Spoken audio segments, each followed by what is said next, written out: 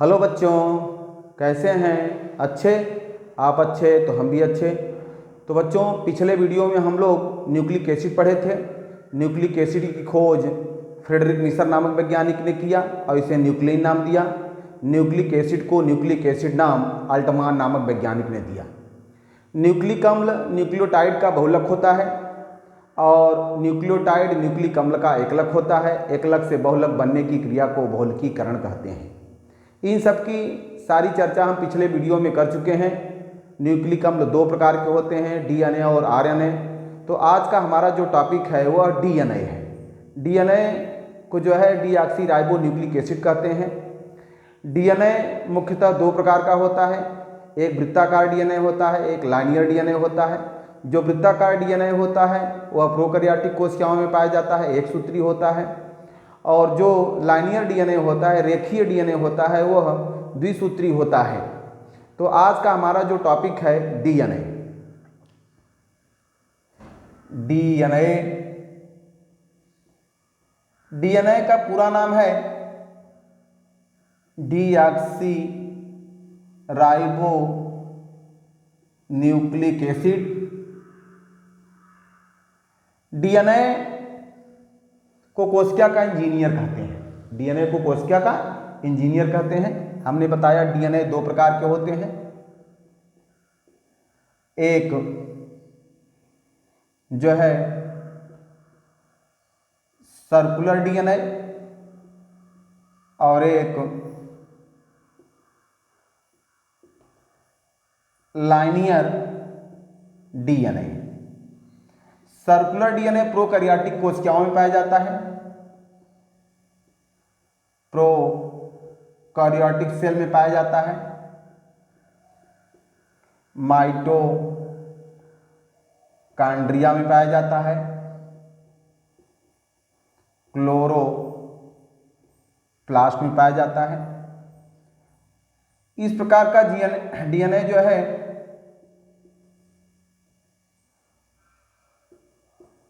Eukaryotic cell में पाया जाता है। तो ये वृत्ताकार डीएनए है, इसका जो है कोई छोर नहीं होता। ये जो है लाइनियर डीएनए होता है, ये लाइनियर डीएनए है, ये वृत्ताकार डीएनए है। तो डीएनए दो प्रकार के हैं, एक वृत्ताकार डीएनए और एक लाइनियर डीएनए। तो डीएनए दो प्रकार के होते हैं। डीएनए में जो शुगर पाई जाती है, पेंटोज शुगर होती है, उसे डीऑक्सी राइबोज शुगर कहते हैं। डीएनए की जो शुगर होती है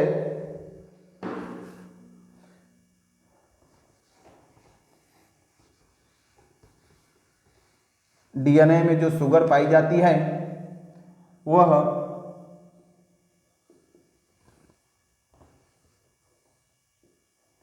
डीऑक्सी राइबोज शुगर होती है। डीऑक्सी राइबोज शुगर होती है। C5H10O4 इसका सूत्र होता है।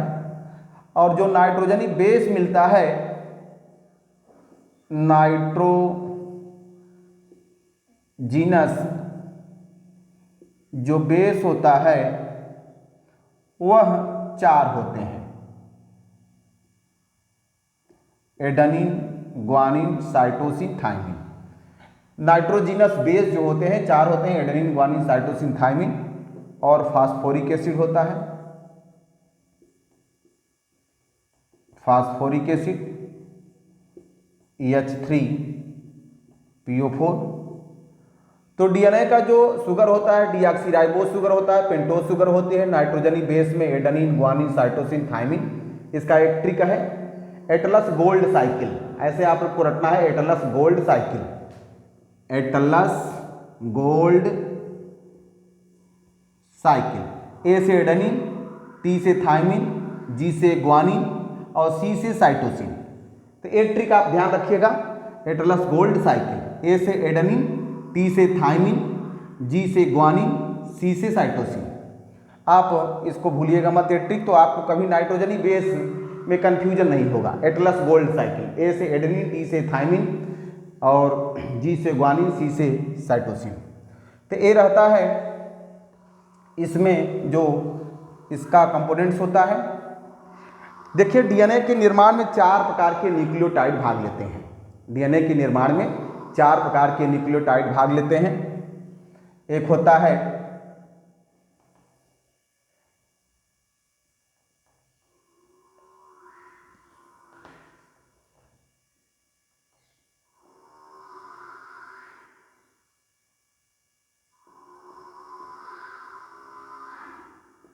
एपी से फास्फोरिक एसिड, डीएस से डीऑक्सी राइबोस शुगर, ए से एडेनिन, एक न्यूक्लियोटाइड हुआ, इसका नाम है deoxy adenosine monophosphate, deoxy adenosine monophosphate. दूसरा है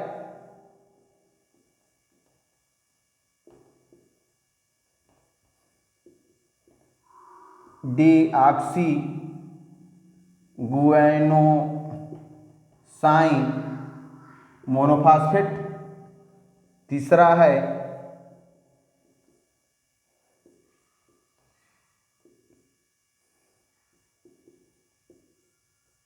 deoxy cytidine monophosphate.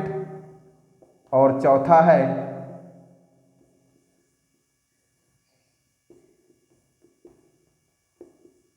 Deoxy thymidine monophosphate. तो 4 प्रकार के न्यूक्लियोटाइड है। 1 न्यूक्लियोटाइड है, न्यूक्लियोटाइड है, एक न्यूक्लियोटाइड ए है, एक न्यूक्लियोटाइड ए है, एक न्यूक्लियोटाइड ए है, एक न्यूक्लियोटाइड ए है। तो डीएनए के निर्माण में 4 प्रकार के न्यूक्लियोटाइड भाग लेते हैं। जिस प्रकार अंग्रेजी के 26 अक्षर जो है विभिन्न क्रमों में जुड़ करके अंग्रेजी के असंख्य शब्द बना देते हैं, उसी प्रकार जो है यही 4 न्यूक्लियोटाइड जो है विभिन्न क्रमों में जुड़ करके डीएनए की लंबी श्रृंखला बना देते हैं। डीएनए की लंबी श्रृंखला बना देते हैं। तो इस प्रकार से आप इसको स्क्रीनशॉट ले लीजिएगा। पी से phosphoric acid, deoxyribose sugar, adenine. P से phosphoric acid, deoxyribose sugar, guanine. Phosphoric acid, deoxyribose sugar, cytosine. Phosphoric acid, deoxyribose sugar, thymine.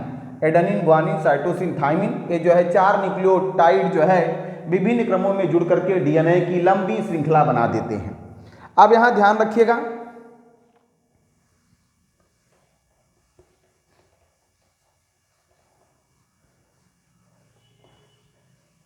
DNA जो होता है द्विसूत्री होता है। ये मान लीजिए जो लाइनियर डीएनए है, हम यूकैरियोटिक कोशिका के डीएनए की बात कर रहे हैं। यूकैरियोटिक कोशिका का जो डीएनए होता है 2 सूत्र होते हैं, द्विसूत्री होता है। डीएनए मुख्यतः द्विसूत्री होता है, कोशिका के केंद्रक में पाया जाता है। और आरएन मुख्यतः जो है एक सूत्री होता है और प्रायः कोशिका के केंद्रक में पाया जाता है। तो डीएनए द्विसूत्री होता है, लेकिन कुछ डीएनए जो होते हैं एक सूत्री भी होते हैं। जैसे ये जो है 5 गुणते 174 एक बैक्टीरियोफेज है।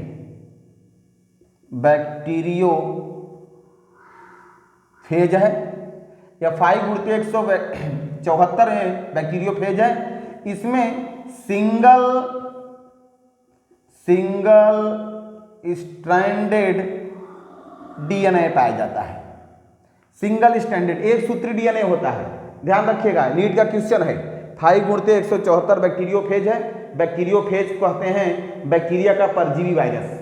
बैक्टीरिया का परजीवी वायरस बैक्टीरियोफेज कहलाता है। ऐसा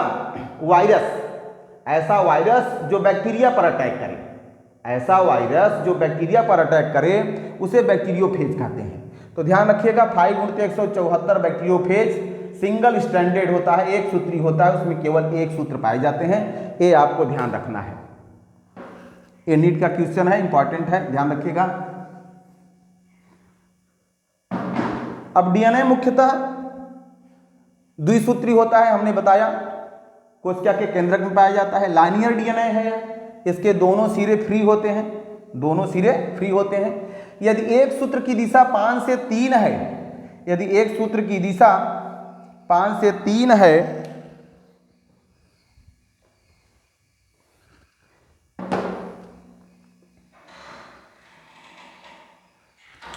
यदि एक सूत्र की दिशा 5 से 3 है तो दूसरे सूत्र की दिशा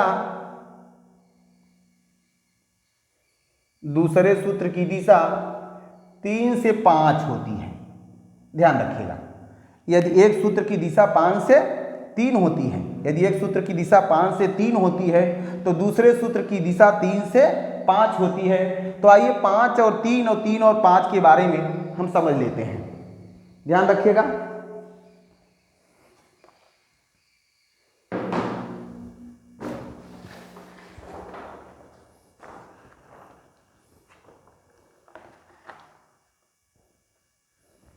यहां देखिएगा, ध्यान रखिए, ये जो है डीऑक्सीराइबोस शुगर है, ये डीऑक्सीराइबोस शुगर है। डीऑक्सीराइबोस शुगर में जो नंबरिंग होती है वह क्लॉकवाइज चलती है, क्लॉकवाइज चलती है, ध्यान रखिएगा। ये डीऑक्सीराइबोस शुगर है, डीऑक्सीराइबोस शुगर, डीऑक्सीराइबोस शुगर है। ये भी डीऑक्सीराइबोस शुगर है, deoxyribose sugar, deoxyribose sugar, deoxyribose sugar, deoxyribose sugar, ये डीऑक्सीराइबोस शुगर है। पी माने फास्फोरिक एसिड, फास्फोरिक एसिड। अब देख रहे हैं इस शुगर में 5 कार्बन है, 1 2 3 4 5। 5वें कार्बन से फास्फोरिक एसिड जुड़ रहा है, 5वें कार्बन से फास्फोरिक एसिड जुड़ रहा है, और फिर 5वें कार्बन से जुड़ रहा है, फिर तीसरे कार्बन से जुड़ रहा है, 5वें कार्बन से तीसरे कार्बन से। तो 5 3 5 3, फिर देख रहे हैं 5 3, फिर 5 3, फिर देख रहे हैं 5 3, फिर जो है 5 3, यहां ध्यान रखिएगा 5 3 की बात समझ में आई। यानी 5वें कार्बन से फास्फोरिक एसिड, फिर तीसरे कार्बन से फास्फोरिक एसिड, हाँ, फिर जो है 5वें कार्बन से फास्फोरिक एसिड, फिर तीसरे कार्बन से फास्फोरिक एसिड, फिर 5वें कार्बन से फास्फोरिक एसिड, फिर तीसरे कार्बन से फास्फोरिक एसिड, 5वें कार्बन से फास्फोरिक एसिड, तीसरे कार्बन से फास्फोरिक एसिड। यानी एक की दिशा अगर 5 से 3 है तो दूसरे में देखिएगा तीसरे कार्बन से फास्फोरिक एसिड, फिर 5वें कार्बन से फास्फोरिक एसिड, तीसरे कार्बन से फास्फोरिक एसिड, फिर 5वें कार्बन से फास्फोरिक एसिड, तीसरे कार्बन से फास्फोरिक एसिड, 5वें कार्बन से, देख रहे हैं 3 से 5, 3 से 5, फिर 3 से 5, फिर 3 से 5, फिर 3 से 5, फिर 3 से 5। इस प्रकार जो है एक की दिशा अगर एक की दिशा 5 से 3 है तो दूसरे की दिशा 3 से 5 होती है। इसको आप नोट कर लीजिएगा। तो 2 सूत्र होते हैं, जो शुगर और फास्फोरिक एसिड होता है, ये जो होते हैं सीढ़ी के डंडे जैसी संरचना होती है। डीएनए की जो संरचना होती है सीढ़ी के डंडे जैसी होती है, बस डंडा जो होता है, सीढ़ी का जो डंडा होता है सीधा होता है, डीएनए एक निश्चित दूरी पर जो है ऐंठ जाता है, कुंडलित हो जाता है। आगे इसकी हम चर्चा करेंगे अगले वीडियो में। तो यहाँ ध्यान रखिएगा 5 से 3, 3 से 5 बात समझ में आ गई। एक इसका स्क्रीनशॉट ले लीजिए। अब सीढ़ी में 2 डंडे होते हैं तो डीऑक्सीराइबोस शुगर और फास्फोरिक एसिड मिलकर के एक डंडा बनाता है।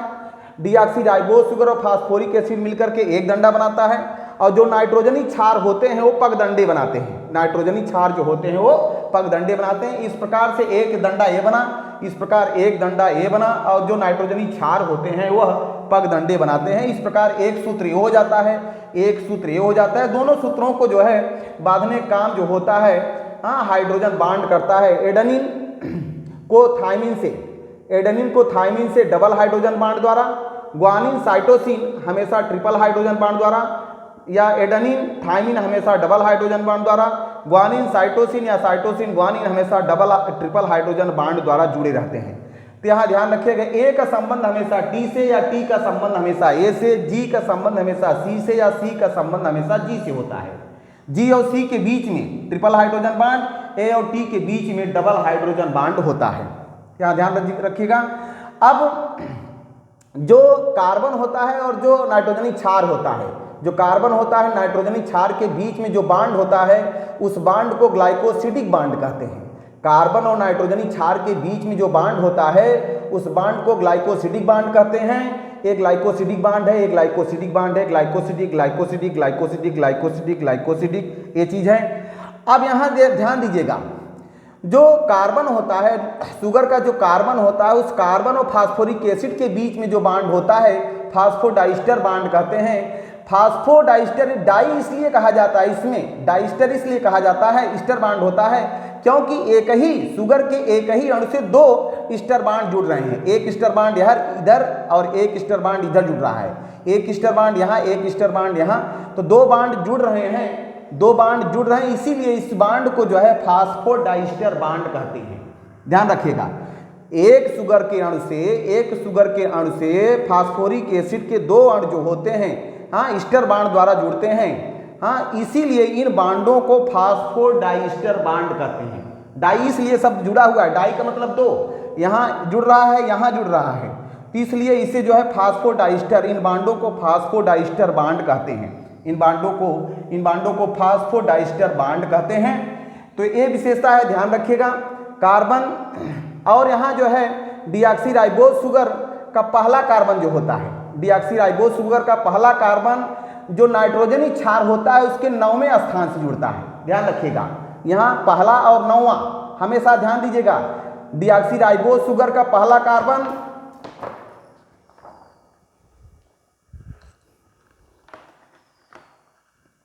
डीऑक्सीराइबोस शुगर का पहला कार्बन हमेशा नाइट्रोजनी क्षार के 9वें से, हाँ, उसी प्रकार यहाँ पहला कार्बन हमेशा इसके 9वें से,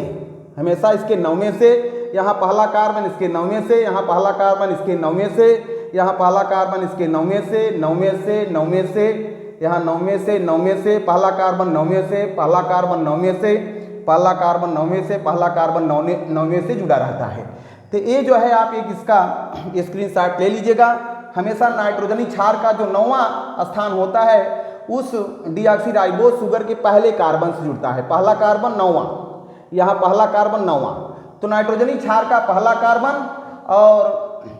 नाइट्रोजनी डीऑक्सीराइबोस शुगर का पहला कार्बन नाइट्रोजनी क्षार के 9वें से जुड़ता है। डीऑक्सीराइबोस शुगर का पहला कार्बन नाइट्रोजनी क्षार के 9वें स्थान से जुड़ता है। ये नोट करना है।